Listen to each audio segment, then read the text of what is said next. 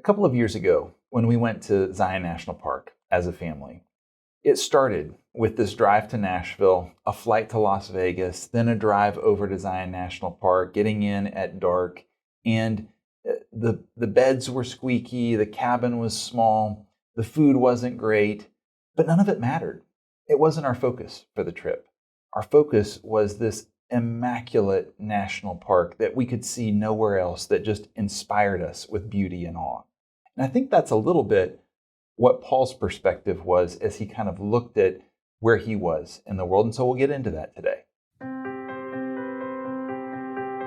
Welcome to the Second Half Stewardship Podcast. We believe that God owns it all, and our response as Christians is to live generous lives. I'm Spencer Hall, a certified financial planner. And I am Austin McLaughlin. As former full-time missionaries in the United States and overseas, Spencer and I approach managing our personal finances through the lens of biblical stewardship. Journey with us as we explore how to be generous stewards of our money, time, relationships, gifts, and experiences. Today we get to wrap up our series on God as provider. And really, we come back to this idea of stewardship and the fact that we can't be good stewards if we don't have the bedrock belief that God really is our provider, that He will come through for us. We can't think about our time, our money, our relationships without really that anchoring our soul in some profound ways. And it's really even hard to have our head and our heart connected if we don't have that ballast, in our spiritual ship of God as provider. As you think about where we're at culturally in this moment, where does our culture take us that is different from what we're talking about today? Yeah, as I think about where we're at culturally, and you take it from any of the political perspectives, gender perspectives, racial perspectives, any socio-political, socioeconomic, we can take it from one end of the pole, my body, my choice, to the other end of the pole, don't tread on me, or that murky middle that just says, you do you. We're surrounded by these messages that I am the center of my world and that I get to determine what is good. I get to determine what can make me happy, and then I get to pursue those things. And so if I'm the center of my story, then I'm going to be constantly aware and constantly seeking my own satisfaction. And this plays itself out in a lot of different ways. We're continually thirsting for more. We think about I had the movie Crazy Rich Asians on my mind recently that just is this extravagance. Like you're looking for this lavish lifestyle. The Great Gatsby is looking for these lavish experiences, but it often leaves people feeling hollow, and it leads to anxiety or a high level of suicide, sadly. And I think in America, we're really addicted to social media, binge watching TV, sports teams, whether it's youth sports or professional. We want to get wrapped into something else, but it's for my pleasure and my enjoyment. So I think as we think about culture, we're really a culture that demands that my enjoyments be met right now. There's no reality, or there's no embracing of there are seasons to life. It's the fast food, I need everything on demand. It's that Amazon needs to ship me my package in 2 days, or I'm starting to be curious, did I actually make that order? There's no room for this reality that there's seasonality to life. It's an on-demand enjoyment. And I think that really starts to distract us from the real truth that God is our provider. And that if I'm constantly looking for my needs to be met, then I'm the center of the story. And if I'm the center of the story, then I've got the story all wrong. And I think really in all that you're talking about there, we have such a focus on ourselves that anything that rocks the boat for us, we're taking so seriously, instead of having this kind of godly forgetfulness of ourselves. This humility is another way, I think, to put it, because what Paul's going to get into here is he's in different seasons, like you're talking about. It doesn't change his worldview, doesn't change his approach, really doesn't change his experience much. And I think, as we were at Zion, as we went to the Grand Canyon thereafter, it's just like these other things, they're not that important compared to, wow, here I am. So you want to get into the passage and unpack that a little bit for us today? Yeah, so we're going to be looking at Philippians chapter 4, verses 10 through 13. which ends in that crescendo, I can do all things through Christ who gives me strength. But we want to look back and see, where does Paul get to when he says this? Because that's often a misquoted verse. The reality is Paul is writing from this place. He helped plant the church in Philippi. He pastored it for a while. He is deeply connected with this church. But now he's in prison. It's about 10 years after he's helped plant it, about 30 years after he's come to faith in Jesus. He's been walking with the Lord for a long time. And in that, he's known seasons of enjoyment. He's known seasons of sorrow. He's been kind of all across the board. And he's calling the Philippians to this joy in Christ. And he begins chapter 4, encouraging the church to stand firm in the Lord. He goes on to remind them that the Lord is near. And then just before this section, we'll read that Paul commends them to set their minds on what is true, honorable, lovely, just, pure, commendable, to practice those things. And then that's what brings the peace of Christ into our lives. So I'm going to go ahead and read Philippians 4, 10 through 13, then I'll let you unpack it a little bit. So it says, I rejoiced in the Lord greatly that now at length you have revived your concern for me. You were indeed concerned for me, but you had no opportunity. Not that I am speaking of being in need, for I have learned in whatever situation I am to be content. I know how to be brought low, and I know how to abound. In any and every circumstance, I have learned the secret of facing plenty and hunger, abundance and need. I can do all things through him who strengthens me. Such a beautiful passage. And we go back to the context, which is really our friend, especially in this passage, because we've got to frame it in light of what you were sharing. Paul has talked and lived with Jesus for 30 years. He's coming to the end of his life. This may have been the last letter that he wrote. We don't know. But he's at a point where he's seen the ups and the downs. He's been in conditions where he's been starved and shipwrecked and all kinds of different low points. He's also had beautiful victories and wonderful times, with people. So he's lived this in experiencing that poverty and grief and also the higher side, of life in each of these. And he's in prison now. So as we hear this from him, it's lived out of experience. He is not just saying, I can do all things through Christ who strengthens me, like, okay, I'm praying, Lord, and I've got this big goal. I want to double my business next year, or I want to, double the size of this group that I'm in, or so, whatever it might be, this goal, that is so oftentimes it's like a motivational speaker that will come in and use this, but that's not at all the context that we find here. It's more born out of contentment. And, he talks about this in so many other passages as well.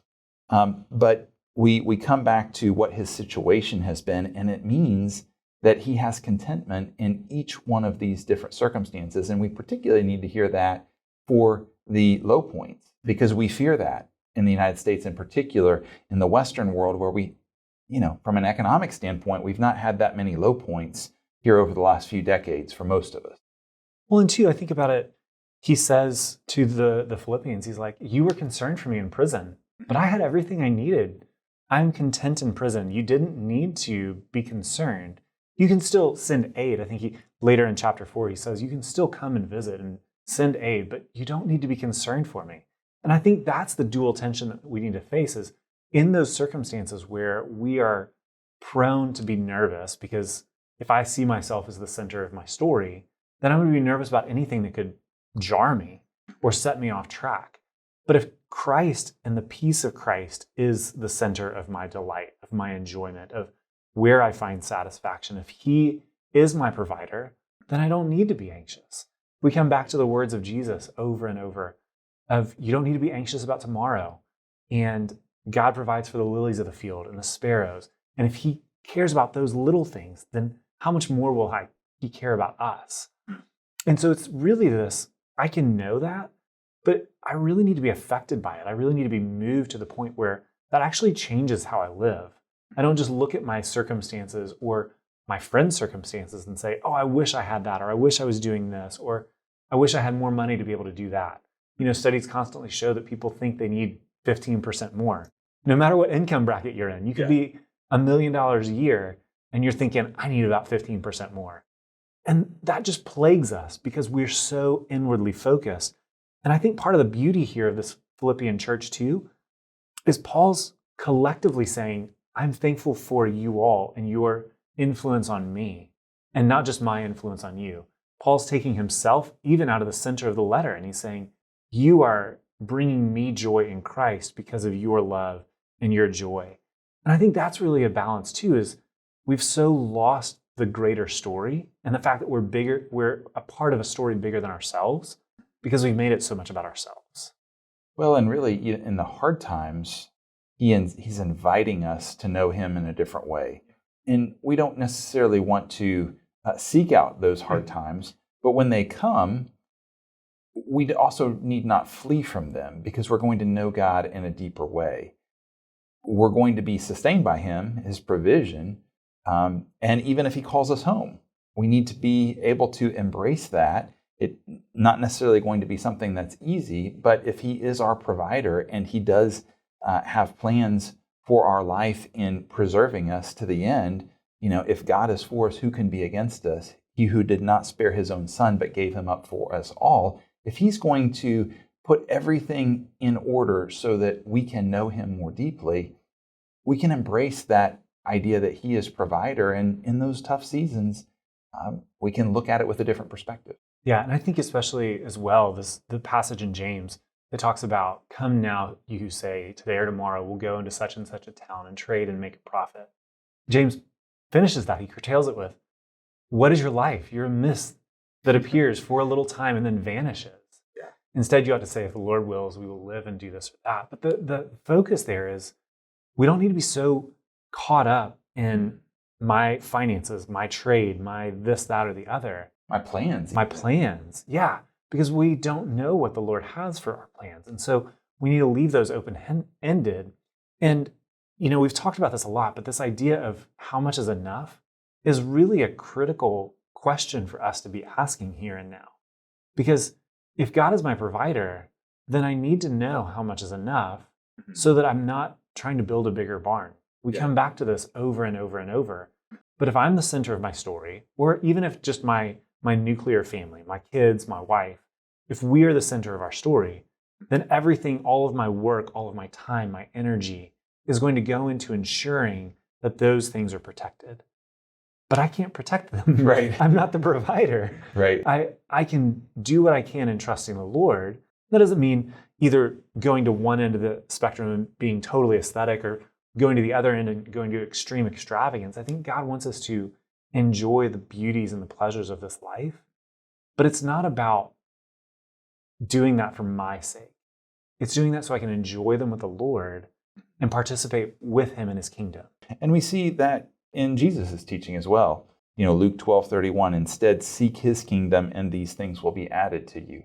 It's that same approach that Paul is taking of, this isn't the big picture, over here. Me getting enough income or having a lot versus having a little, that's not what I'm focused on. I'm focused on the Lord's kingdom. And then those other things will be added to us in time. One of the fun parts I think about watching The Chosen is you do see the disciples move through different seasons. They have a time where they're feasting, at a wedding celebration or at a Sabbath meal.